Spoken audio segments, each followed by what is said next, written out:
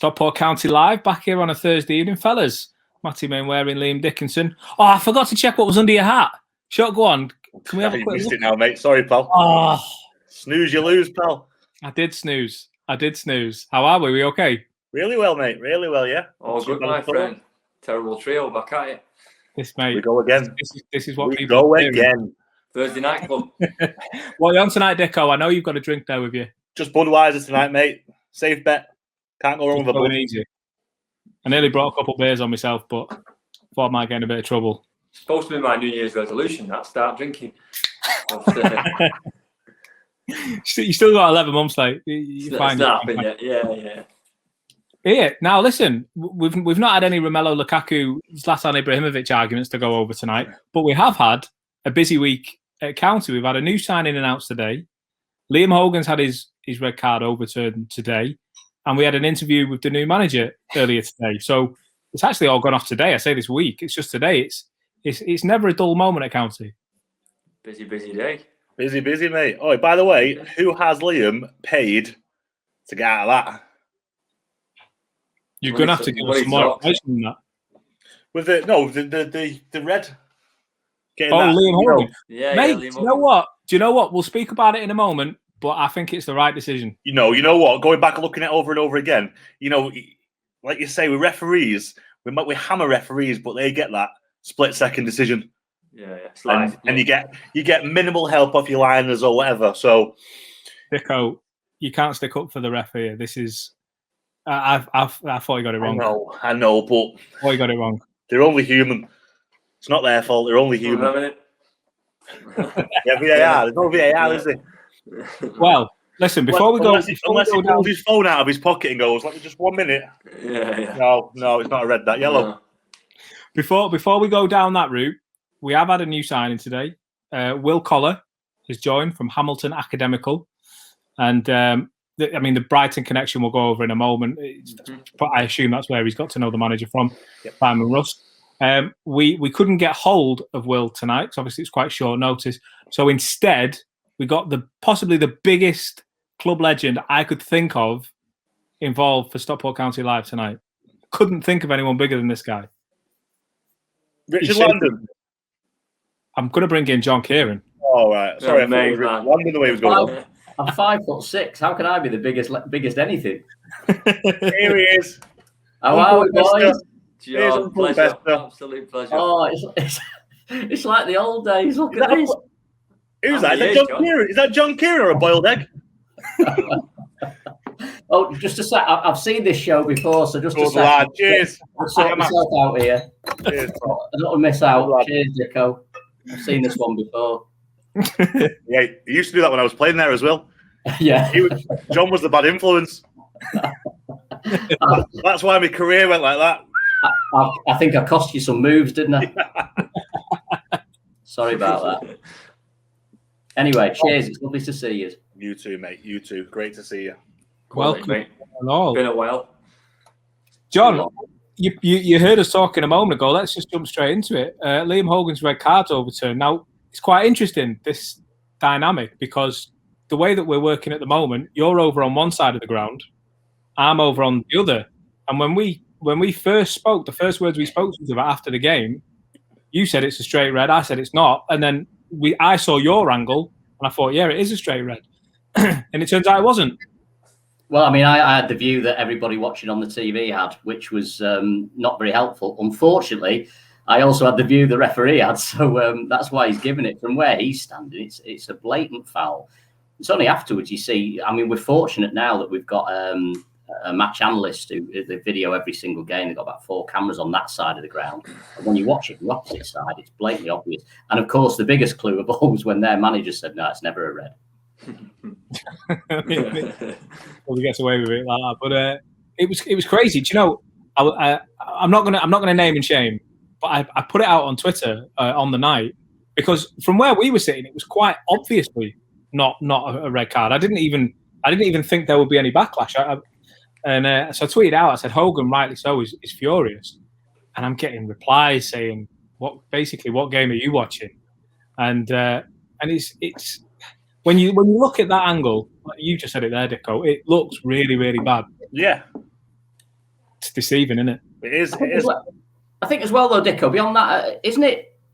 I mean, having made that challenge, okay, you can have an opinion about whether he should have shown him down the line or tried to just keep him away from the goal or whatever. But it's a genuine attempt to play the ball, and my understanding of the rule is, even if he didn't get the ball, it was a genuine attempt to play it, so it should only have been a yellow. He's not tried to hurt the player. He's not tried to smash him. He's not tried to get sent off. He's tried to go for the ball. So it's not. It is a genuine attempt to go for the ball. But like I say, even if you look at it, you look at plenty of games, and they are genuine attempts to go for the ball. But if they go over the ball, and it's deemed as if the referee deems it as a reckless challenge, a dangerous reckless challenge, then obviously it's a red card. But I feel like it's been it's the right decision looking back at it. Having it overturned, and rightly so with Hogan. He's got a different angle than everyone. He's there in front of it. He knows.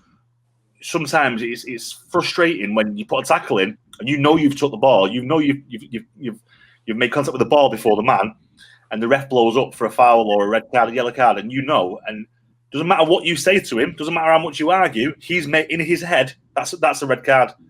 So it's lucky that we have got the analysis to look back on, and that's he's a big player for County, and he's going to be needed if we're going to be if we're going to be reaching the playoff places and beyond. How do you lads take it when you're on the pitch? Because I'm guessing you've both been there, where in your head, and maybe even a couple of teammates have seen you've won the ball. Maybe you didn't get sent off for it, but you've given away a free kick, a penalty, you've got a booking, whatever. You've won the ball and you've won it, but the ref's not having it. I mean, how do you react knowing that, like you say, he's not going to change his mind? You look and sound like a spoilt brat when you're on the pitch, because you can't understand why the ref has got it wrong. You've got it wrong. I got the ball. You're wrong. But he's never going to change his mind.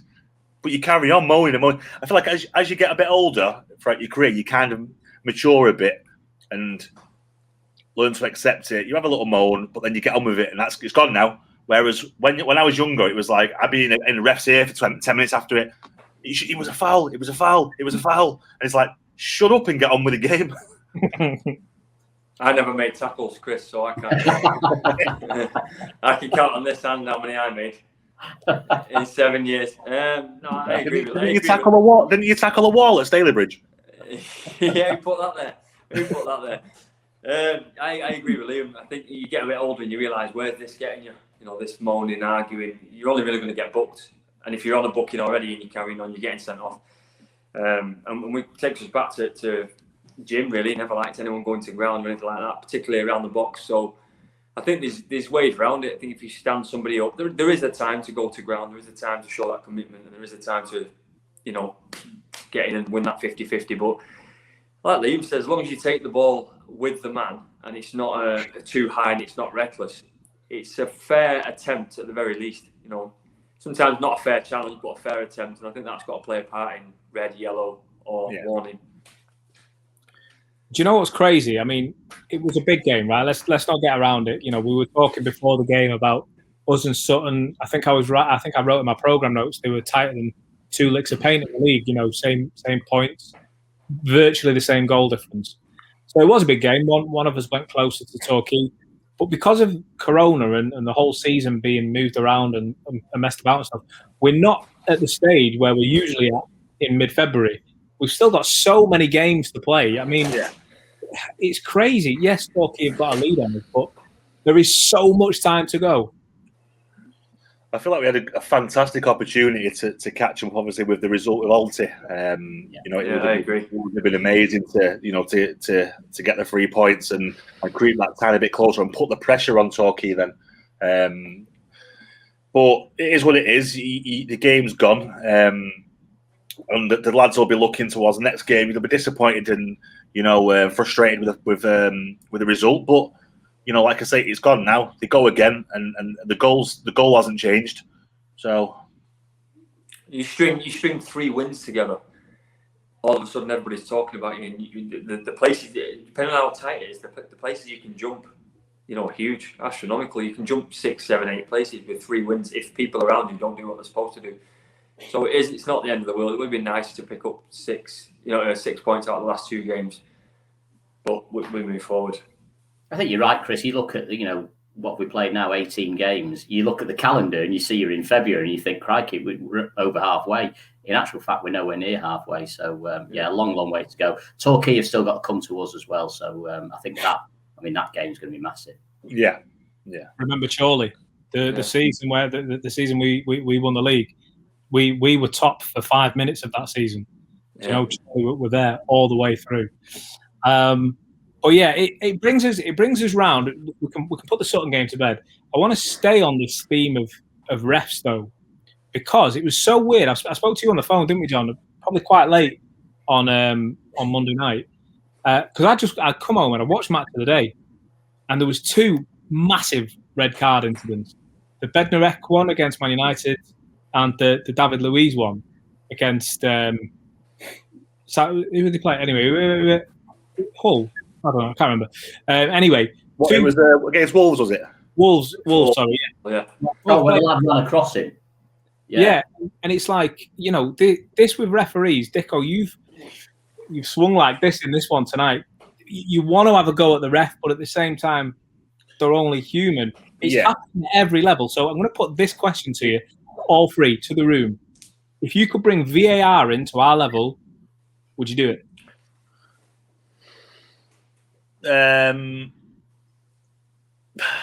To us, it depends how the full lot of VAR, or we're looking at goals, because as it is in the Prem, as it is, no. I'd rather be frustrated. I'd rather be frustrated than stop and start. It's ruined the game. I'd rather be frustrated. It's a man's game or a woman's game. It's a human's game. Let the referees are only human. He's going to make mistakes. Players make mistakes. Coaches and managers make mistakes. So I feel like I'd rather have that than the way VAR is, because I feel like it's just ruined the game. John, Matt? Well, I mean, for me, I agree with Dicko to an extent. I think I'd like to see some element of video assistance. And that's what it's supposed to be, a video assistant. It's not supposed to be devising a whole new rule book for the game. That's the bit I don't understand, and why we have to go to wherever it's Stockley Heath or somewhere. I don't understand why we have to do that. I think when you come down to drawing those lines for the offsides, I just think it's stupid. Somebody's knee or toe or elbow is, I think we can get rid of that. That's of no use whatsoever. But as Dicko rightly says, I think when it comes down to judgments of is it a goal or is it not a goal, and is it clear as daylight that there is an infringement, I think it's really helpful. But why the referees can't just look at the screens a bit more often? Because they're the ones. I mean, the guy the other night, I'm sure, if he's got any doubt in his mind about the Hogues challenge, he might then think, well, do you know what? I'm going to go and have a look at the monitor, and I might change my mind. And I think he would have done. I feel like if they've got the monitor there, though, the players are in their ear constantly. Have a look. You see it in the Premier League, and someone will score, and they're like that. The players are like, have a look. It's like, well, then it's putting doubt in the referee's mind, and then it probably feels like, you know what, I better go and check now, and it's just slowing the game down. But on that side of it, why do we have liners in the Premier League now? What's the point of a liner? Because I hate this thing where they don't put the flag up for about half an hour. But for me now, if you're doing this with the VAR and it's checking the offsides, and it's checking balls going out of play, why do you need a liner? I mean, I've never thought of it like that. I mean, for speed, you would think you need a line if the ball goes out for throw or whatever. But it's a good point. I've not thought about that, but. And as well, to get rid of what you were saying there, Dicko, about them being in the ref's ear constantly, maybe you give yourself, you're allowed one challenge, or, a bit like in tennis, you're allowed a certain number of challenges. Have one challenge a game where you say to the ref, you've got to go and have a look at that. And then if if it's overturned, it's overturned. If your challenge fails, then more fool you for challenging it. So bring it back to basics, back to old school. Tackle anywhere below the knee. below the chest. Yeah. I agree with Liam and John now, what you've both been saying. I think it's good, and I think it's for things like diving where it was getting a bit ridiculous. but you're taking the excitement out of the game. It's going like cricket in the sense that you're stopping every 2 seconds to see what the umpire's saying. See, you're making my fear with it in the long run is, I'm not saying this is happening, but referees getting lazy because they've got that safety net of VAR, in the long run. It's not happening at the moment, but it could happen. If you know you've got a safety net and you're going to be bailed out by a decision like that, by a 5-minute wait while we all deliberate what's going to happen.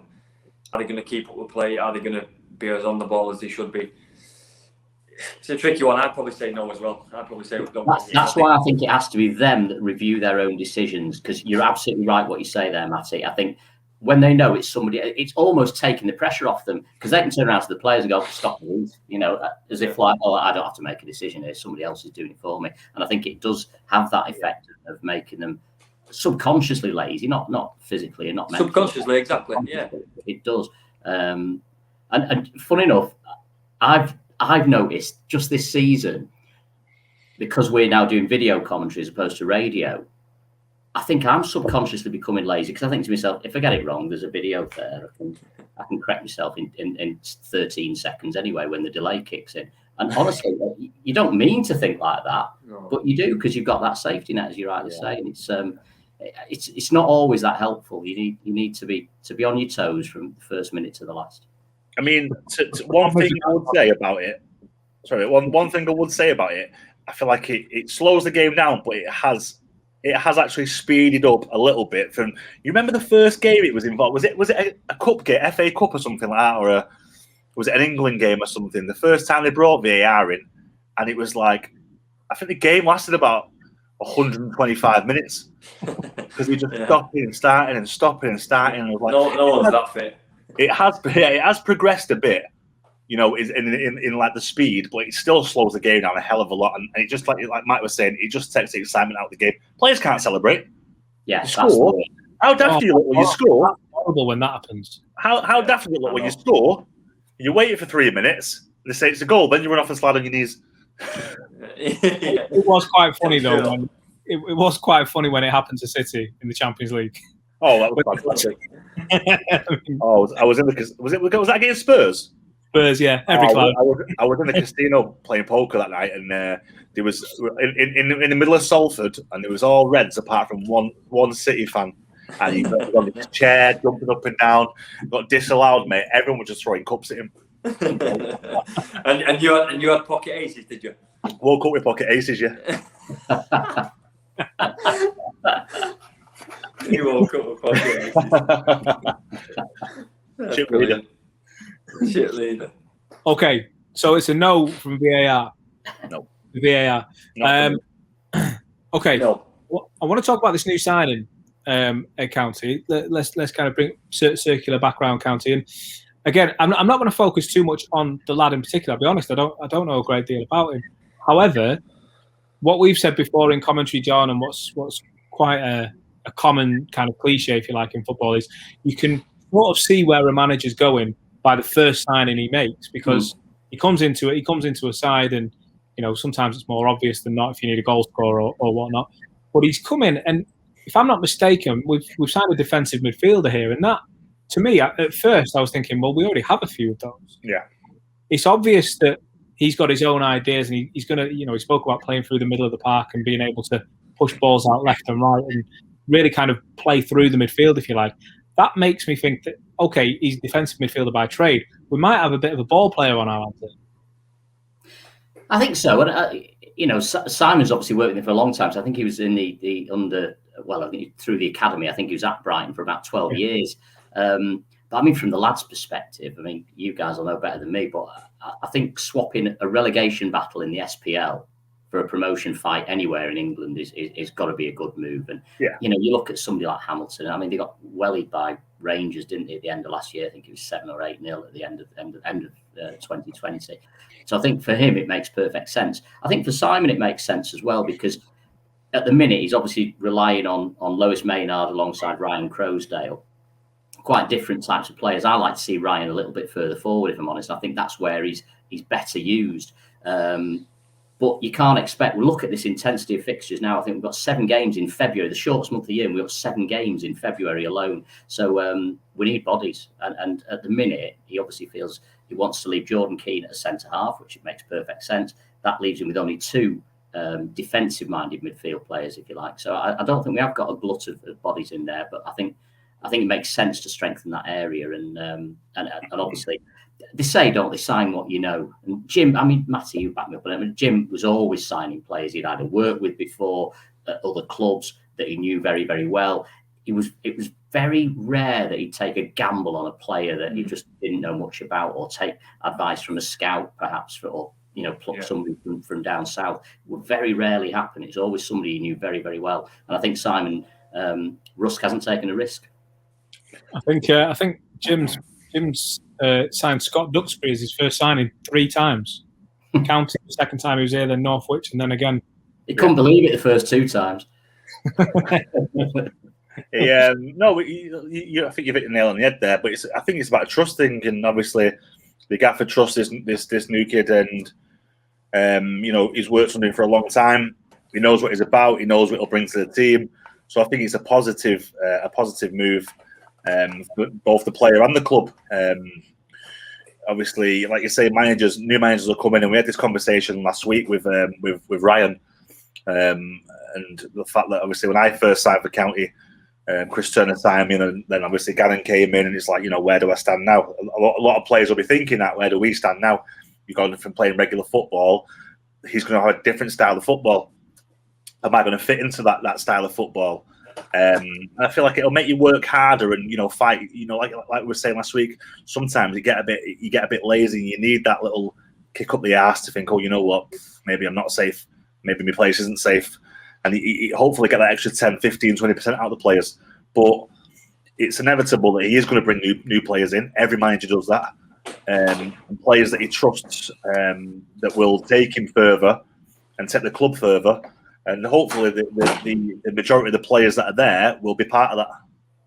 The good thing about signing a player that you know when you're a new manager, not just for what they do on the pitch, but it would help you in the dressing room, I assume, as well, and training, because you're not speaking to 15, 20 strangers anymore. All right, not strangers, you're starting to get to know them, but you know what I mean? When you've got someone that you've worked with for, like Jon says, so many years, it kind of is. I imagine it's easier to get your message across. Yeah, I don't know anything about this new player, but what I do know, I fully expect some really good performances early on, because if you consider the mentality of somebody who's been signed by a manager that's just moved to a club, the manager's moved there as the stranger, so we've got a squad that all know each other. New guys come in, everybody's going to be scrapping for places. This player is wanted. He's wanted by that manager, so this player's coming in. He's not inherited that player. He's brought him in on purpose. So fully expect a confident player there ready to show what he can do. And I think that can only be good for us. Good way of looking at it. It is good. Do you think he'll go straight into the team, Jon?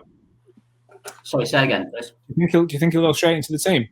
I think for all the reasons Matty's just said, yes. I'm pretty sure he will, because I think you could see the other night there is an element of fatigue slipping in now. A lot of these away trips, particularly, hours and hours on the coach, travelling to Woking or wherever, and I was expecting us to be quite fresh on Tuesday night, and we just weren't. We looked flat, we looked lethargic, we looked tired, and I think some of them are mentally tired as well, because everything that's gone on does take it out. And again, well, I mean, as players, it's bad enough. We have it as well as press, Chris. We've had 5 years. It's Jim. We know where we are. We know what happens. We know how everything works. And a new manager comes in. It's like, oh, blimey, okay, I've got to change our way a little bit. Is he going to be awkward? Is it going to be difficult with us? So mentally for us, it's taxing. So as a player, it must be even worse. So I think that showed on Tuesday. I thought we did look just a little bit lethargic. So fresh legs, new faces around the training ground. It peps everybody up a little bit. And as Dicko says, Nobody should be guaranteed the shirt just on a reputation of what they've done so far. And I think that competition can only be healthy. And let's be honest, at the minute, we've got no injuries. But that's like you said, Jon. I'm mentally tired right now. Sorry, Chris. Like you said, Jon, there's 7 games in Feb, shortest month of the year. It goes back to the Liam Hogan overturn. We're going to need it. We're going to need new lads. We're going to need fresh fresh mindsets and fresh play, because I think personally the playoff position can be won or lost in those 7 games.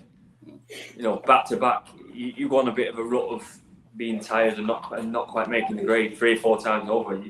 You might say bye bye to it. If you do the opposite, you pick up, let's say, 4 wins, 2 draws, or 5 wins, 1 draw, 1. You know, you're right in the mix then. Dead important time. I also think, you know, I mean, I don't know the kid. He's 24, isn't he? But I don't know him at all as a player. But I look at somebody who's been playing at Brighton. It's all very nice, you know, under 23s, make your little break into the first team. Fantastic, you know, play a game or 2 for them, and then they don't really want you. Take some strength of character to think, all right, I'll go and play for Hamilton. I mean, flipping heck, that's, you know, you've got something about you. And I bet there was other clubs in for him, but he's thought, no, you know what? I'm going to go up there and test myself against Rangers and Celtic and Aberdeen. I'm going to go up there and go and play at the highest level in Scotland rather than come straight into non-league. Now he's ended up in non-league, but I don't, you know, with our ambition, I don't think we're going to be here for long. I feel like, to be honest, he will start. You know, obviously listening to the interview Chris did with the gaffer, he used the word project quite a few times, and I feel like that's a difference in management. Obviously, the difference between Jim and Simon. I feel like, obviously, Jim's a part of the club. Jim's heart's in the club. This is a challenge for the gaffer, for the new gaffer. You know, he didn't have to take this role. He probably had other options, and he's seen something in this, and he's labelled it as a project. But just by labeling it as a project doesn't mean that he doesn't want to succeed. This is his reputation, and he's not going to bring a player to this club who he believes won't succeed. You know what I mean? I feel like the way he's come across, he doesn't mind ruffling some feathers. He's got a plan. He's got a game plan, and he'll stick to that. And I feel like that's a massive positive. A lot of managers get swayed with about the fans, and if you got a player, you want to play that club, you bring him in and you play him, and you trust in your decisions. And I feel like that's the way he's going to go. And I feel like that's a massive positive. Manager's first one out the door, so he'd be very serious about it. If things don't go well, he's always the first one out the door, rightly or wrongly. So he'd be very serious about what he's doing. I remember when I was at Brighton, and Jim brought me. I couldn't get a game in fucking League One at Brighton, and Jim got the Peterborough job and took me on loan in the Championship. So I started. First game was playing Ipswich. Roy Keane was the manager. So I was buzzing, mate, because Roy Keane, absolute hero. So I've got up to the game. I think I've just signed on Thursday, trained Friday, started on Saturday, and it was me and Mikhail Smith, absolute club legend. Me and Mikhail Smith started up front. It weren't working, mate. It wasn't working. They went 1-0 up. After 20 minutes, balls come up. Mikhail Smith off. The fans were booing him. Get me on. The fans were booing him. What you doing? You know, you're not got a clue. Took Mikhail Smith off, brought Ruben Reid on. We beat him 3-1. I scored, Ruben scored, and then it was like, wow, you know what, genius. He just takes that balls and that. Yeah. Sticking to your game plan. If you've got a game plan, don't be swayed into it. And that's the kind of, you know, from what I've seen briefly of the new gaffer, that's kind of what he seems about. He's played the game, which helps. He knows the game, so I feel like he's going to take the club forward, which is, you know, obviously it's disappointing to lose Jim, but if the club's going to go forward, you know, I'll back any manager. I think Ruben will be playing at Ashley Park on Saturday, won't he, Ruben? What's that? Ruben Reid will be playing up front for Yeovil. Yeah. Dicko, how hard is it not to rub it into your own fans? Because when you're Peterborough, I'm talking Peterborough here, not Stockport, they're giving you all this grief because Craig's gone off and you've stayed on. Yeah, you've just gone and done that. Was there not a little bit of you that wanted to not say 2 fingers? You wanted if you booed, you won the game for them. I just bagged a free kick and did a knee slide, mate. That's all. So the best thing you can do, isn't it? The best thing you can do. All you can do. All you can do is score and do a knee slide. Let the side foot of death do the talking. Yeah, that's it. That's all you gotta do. But you know what it was, though? You know, after that game, they were stone cold bottom of the league, bottom of the championship, but they were playing entertaining football. And obviously, how Jim plays. He plays football. He don't lump it. He plays. He wants to get players on the ball in the right areas. And we were doing that, and we were putting on good performances. Obviously, getting beat quite a lot, but the fans were enjoying it, and the fans were backing him. And as soon as you got the fans backing, mate, it helps. It helps immensely. I spoke to Barry Fry only a few years ago, and he said he was desperate to keep Jim. He really wanted him to stay, but just hadn't worked out personally for Jim. It wasn't right for him. Mate, honestly, he would pull me every day. You know what he's like? He's a proper rumman, isn't he? It's like, fucking hell, Dicko, you're going to sign for us or what? Brighton don't fucking want you. I was like, cheers, mate. Ta, pal. I didn't know he was from Wales. Hey. Jim's never sounded like that when I spoke to him. He's great, Barry Fry, though, wasn't he? Oh, he is. He's a proper Del boy, though, isn't he? Before we go any further, Dicko, have you got some balloons behind you? Yeah, it was my daughter's 3rd birthday at the weekend. There we go. See the big 3. Where is it? Oh, it is. Little Fran the legend. Yeah. Mrs. said, can you transfer me 85 quid? What for, love? Balloons. Eh? She have a good one, Dicko, yeah. She have a good one. So, you know what I did? I transferred it. Oh. She's 3 years old and she's asking you to transfer her 85 quid, mate. Hey, John, I've got something for you anyway, mate. Oh, yeah, I dread to think. I've got a lovely shirt. I've got a shirt, and you know what? Yeah. You'll really appreciate this one. Just don't go anywhere, guys. Should we just all hang up now? Yeah. I want to see it. I've not tried it on, so I'm not sure if it fits still. It'll be snug. Oh, it's baggy. I've done a bit. This is my favourite part of the show every week. There's no way. You see what that says? That's the promotion shirt, isn't it? Oh, No. History Makers. It's the history makers. It's the 9 in a row. Nine wins with 9 clean sheets. Look at that. You see I it? think Rob Blair's got one somewhere. His fits though. You see it? Are they all the games? Boston, Peterborough. We'll whip it round. Look at me down. Ah. Not bad for a fat dad. Oh, I don't know how to blur things. Edit out. That's lovely, that mate. Bell to that, innit? Yeah, could do with an iron, but other than that, yeah. I ended it with a brick this morning. What a team! What a team that was. When you look down that list, what memories are the first ones that spring to mind? That one there. Wrexham. Oh, when I scored it, I was a mile offside. Scored right at the end, it was a mile offside. 10 points for What it brings me back to? Just the players like Anthony Eldin. What a player he was for County. Yeah. If I feel like if he would have been there longer, he could have been. I think he'd gone down in the Legends book. To be honest, I feel like he was that poacher that we never had. You see the Adam Lafondras. Yeah. Won't do anything all game, but he'll score every game. Guarantee he'll score, and that's what Anthony Eldin was like. Bit of a weird human, but honestly, you know what he used to do?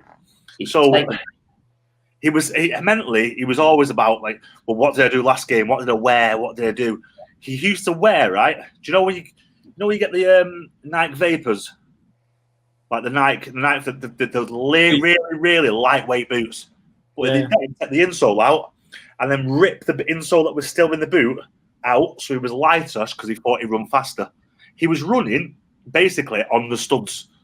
Life's the game of inches. Shin pads. He used to cut up a little bit of a Kellogg's cornflake box and bend and fold it in half, and he used to use them as shin pads because it'd make him lighter and it'd be quicker. Honestly, mate, these are the things that went through his head. But it worked. He scored goals.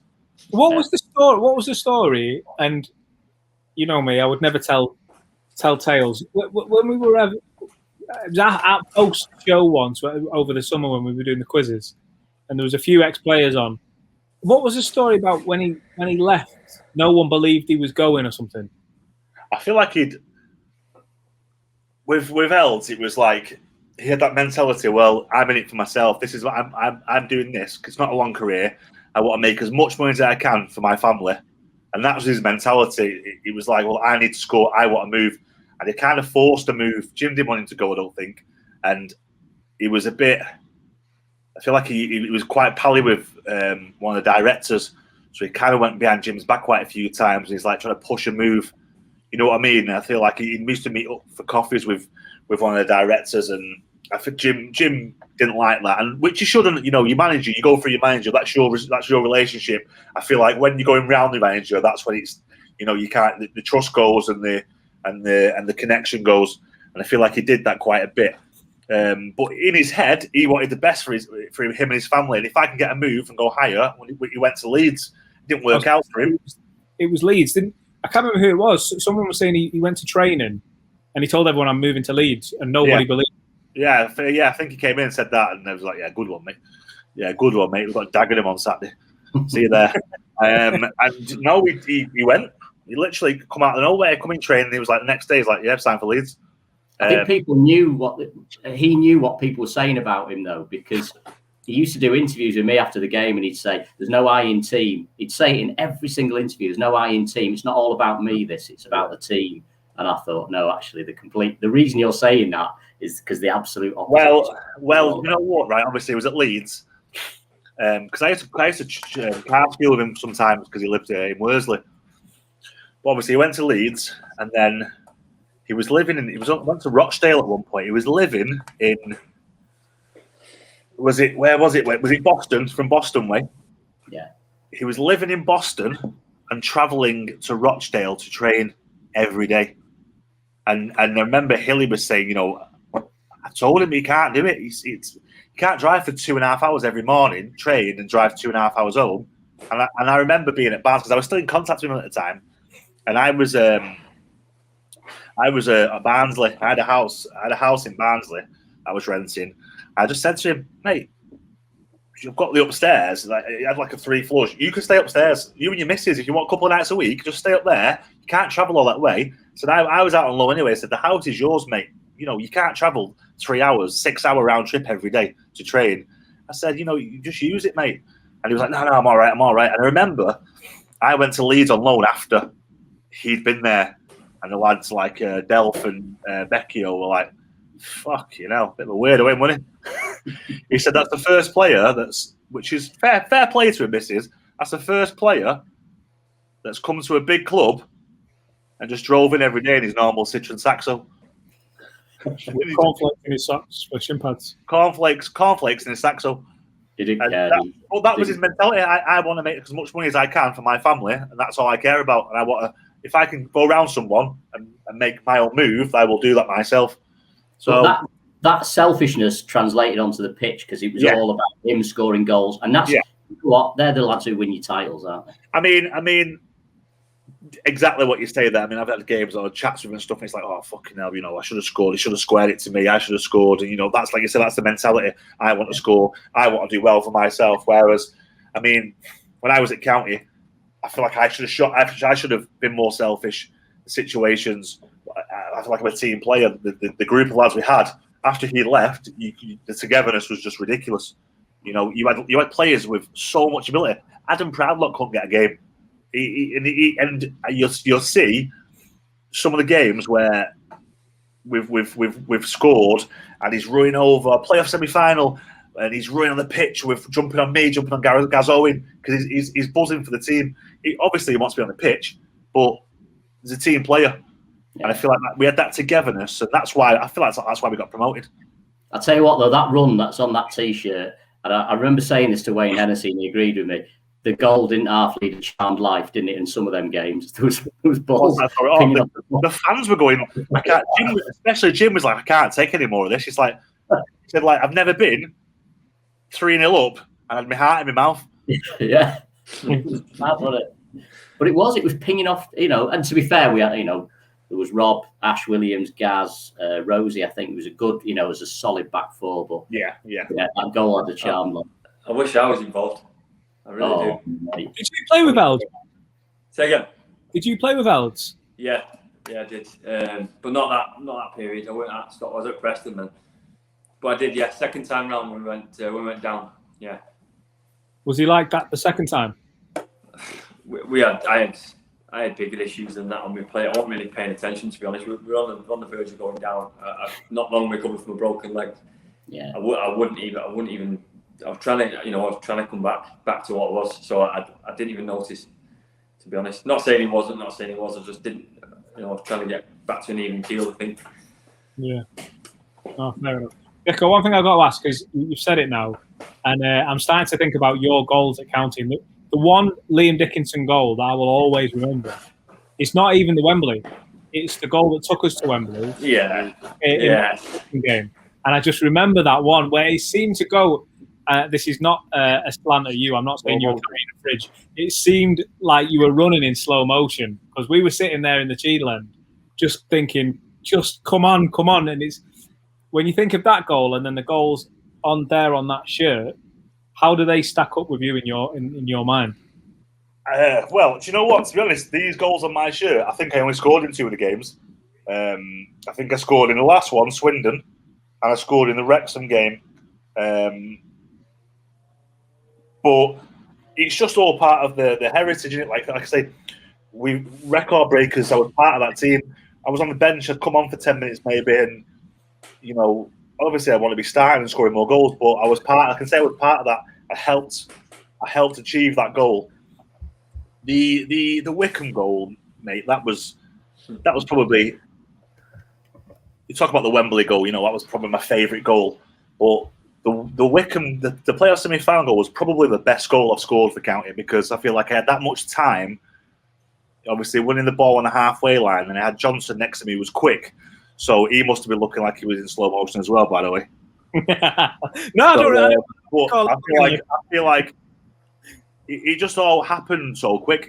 Looking back at the game, it does look like I've got the ball for ages. And it's touch, tap, tap, tap, tap towards the goal. But in my head, it happened so quick. I thought, right. In my head, I'm thinking, right, don't let him tackle me. Don't let him tackle me. I'm getting close to the goal. I'm thinking, right, what am I going to do here now? And I thought, you know what? I'm just going to wait till he goes down and knock it past him. And it worked. He usually would have tripped up and fell over, but I mean, like I say, that's in the memory books. So that's in the that's never going to go away. And I feel that was probably the best goal I scored for County. It's special. It was so special. Yeah, me too, Chris. It was so special that I was on trial at the time. I think I might have even just signed, mate, and it was just. Yeah, you just signed. You'd signed by then. Out of this world, I mean, it sort of told me that this is why clubs are sniffing around you from higher levels, just because you can sort of do that, and you made it look easy. And I remember thinking to myself as an 18-year-old lad, this is it. Like, this is it now. We've arrived, and we're going to Wembley. We're going to Wembley in that style as well. It's just special, mate. Really special. I mean, I'm watching the videos back every now and then and stuff, and I watched the playoff semi-final, and obviously Rochdale had just gone through, hadn't they? Earlier on, and Keith Hill was on Sky Sports, and he was saying, talking about me and complimenting me, and looking back as a manager who's just got to Wembley, and he's looking at either playing Wickham or Rochdale or Stockport County, and the praise he was giving me, it took me back a little bit, and I was like, you know what, it's really nice to hear, and he's saying how much he plays that role of 2 strikers, he'll be the game winner, this, that, and the other, and to put it all together, it was a special day, and I feel like obviously Wembley will always be my favourite. My number one goal, but I feel like that was the best goal I scored, and probably the most important goal as well. Yeah, I did like the one you got against Swindon in the 9 in a row. What was that? Oh, is it the ball over the top? Was it where I pulled it back and whipped? Yes. I'll give the keeper the eyes, didn't I? Yeah. I think for me it was the reaction of the fans as well to that. Good memories, mate. Just like I didn't know that glass eye moved. What? I didn't know that glass eye moved. It's a Budweiser. I've seen it on Saturday. But there was just so many good memories about that season. That was the best season of football I've ever had in my life, and not just personally myself, but just a spirit. There've never been a team with that much spirit and that much togetherness. And for such a young age group, I think Gaz Owen was the oldest player at 24 or something like that. And to have knockbacks throughout the season, which you always do, to go 1-0 down in the first leg of the playoff semis, it just showed the togetherness of the team to get past that, and obviously a worldie from Gleeson. But you look at that, you look at it all together, and you can pick bits and bobs. Gleeson's wonder strike, my goal in the semis, the world class saves that Conrad Logan, John Ruddy made. We're a team. Last ditch tackles, Ashley Williams, Gaz Owen, Rainsy. We needed that, because if one part of that link's missing, the cog doesn't turn. So it needed that. It was like it was meant to happen. Even going 1-0 down in the playoff final, we knew it was going to win. It is special when you it's something when you sit back and talk about it and think about it. It's like you realise just how special it was. I remember that goal. So I didn't go to Wickham away. I was in uni at the time, just couldn't get down there. And so on the day, I had football training for my uni team. So I was there in the day, and I stopped at the pub at the end of my road to watch it. But I was A, broke, and B, it was the middle of the day and everyone was off doing the other things. So I was in this pub that was empty. It was just literally just me in there and two staff. And there's me with a glass of water watching this game in my footy kit. And when that goal went in, I just lost control. And my overriding memory, other than the unbelievable goal, was the two bar staff absolutely dropping the brown ones when they both turn around as quickly as they That's why I love you, Chris. That's exactly why. It was a special goal, and you'll ask Gleeson what's the best goal you've ever scored in your career, and it's got to be that one. The importance of the goal, the technique, everything about any level, everything. You could hit that 50 times and probably score 49 of them because he was an absolute technician, but. You just even talking about it now, looking back at the players we had, young players, Gleeson, Don Blizzard, Jabo, you had Jabo who just used to break people's shins in training, the Honey Monster. You had Bully that season made a name for himself and become a county legend throughout the years. But that season he broke into that first team and he cemented his place in that first team, and there was good players around him. With good players that he kept out of the team, likes of Don Blizzard and Pilks. Pilks didn't start the playoff semis, did he? Players couldn't get in, and he was only 18. Yeah, he was 18. Still, yeah. Was he even 18? I mean, I was 22. He must have been about 18. Just and to go to Wembley as an 18-year-old lad. And put a good performance in, put a shift in. Man of the match, yeah. No, Pilt's got it. Not from the county website. Oh, right, yeah. Well, that's what counts. Yeah. But for a player to step up in his first proper season and play at Wembley and play very well at Wembley, get man of the match, and that just boosted him for the rest of his county career. He will be a legend forever at the club. In one of the hardest positions as well, dominating the middle of the park at 18. With against some very good players. Exactly. Gary Jones, he was a very good player, and he playing against marking him, playing against him. He didn't do much in the game, Gaz, and that's because of Bully. So I feel like you've not even got. It's not just about the big names. It's about the whole team, and I just felt like it just all gelled together. And it was just meant to be. It was just a very special season. You got onto the pitch there, didn't you, John? What was it you were doing? Just remind me when you were. Oh yeah, they rang us in the week and they said, we're going to have a competition between the two sets of fans to see who's the loudest. So I went, right, okay. So they said, do you have like a club song? So I said, yeah. And they said, can you send the music down? I said, oh, you won't need any music. And they went, no, just the music so we can play it. And I said, no, you won't need the music. So Rochdale had a song. I forget what it was, but it was basically Oasis. It was like a Man City song. It's just they played an Oasis track and and they sang over it. And I think I just sang the first line of the Scarf into a microphone, and the noise just absolutely took over. And they had a decibel thing. They had a decibel counter on the side of the pitch to measure the volume, and County won it by a country mile. They were so much louder. It was crazy how the tannoy. Say again. It was crazy how it looked empty, but it was so loud. Yeah. It was the County fans. It did honestly. It looks when you walk out there. Obviously, I'd never been before. You walk on the pitch, and I remember the first time I got butterflies. Really, we'd obviously stayed overnight in the hotel the night before the game, suited and booted.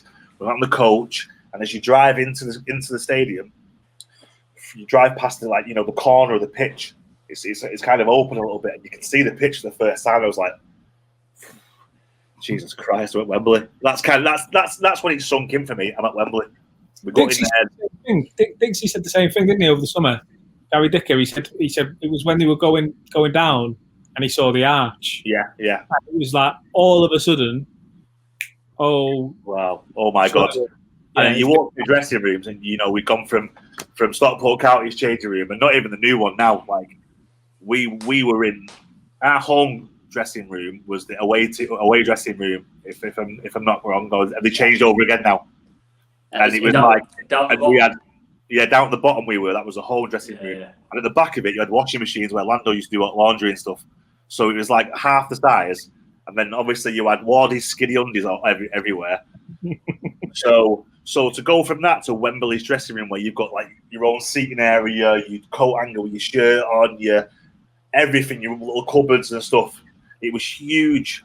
And I just remember walking out on the pitch, and I just walked out and I was like,